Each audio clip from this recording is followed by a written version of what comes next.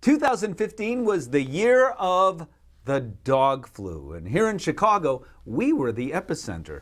The tough part was that we didn't know exactly what we were facing at first, according to Dr. Natalie Marks. So we first thought it was the canine influenza virus that was first documented in the Greyhound tracts of Florida that Chicago did see in 2008-2009.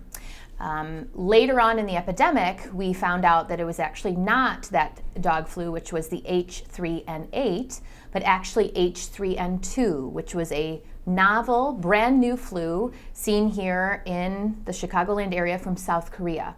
So we didn't know anything about this. We did know it was an influenza virus, so we had a general understanding of what influenza did in the pets, in dogs, but we didn't know really how quickly it attacked, how it was transmitted to other dogs, and as we then learned that it was actually contagious to cats. So it did change our perspective and certainly opened up our eyes to a brand new virus.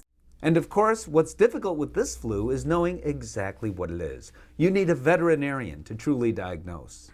This is a respiratory flu. A lot of people come in and think, oh, is my dog going to be vomiting? So this is a respiratory virus.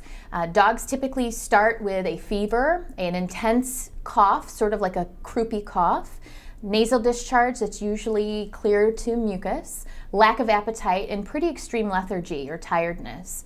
And the interesting about this is that it is 8 times more virulent than the NA. And what that means is the H3N8 flu that we had caused kind of like the common cold in these dogs. They were coughing, they were kind of runny nose, they didn't eat as well, but they could go about their day.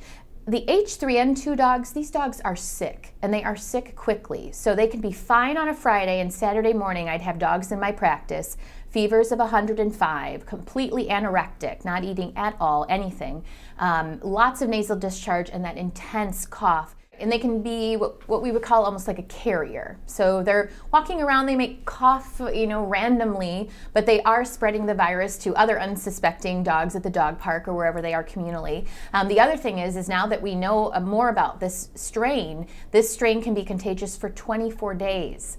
So whereas some of our other respiratory diseases is 3, 4, 5 days max, this is 24 days, which is a long time. It didn't take long. Now a new vaccine is already available from companies like Blum Animal Health to combat this new form of dog flu called H3N2. We had the H3N8 vaccine, which we were using because what else were we going to do in the midst of this epidemic?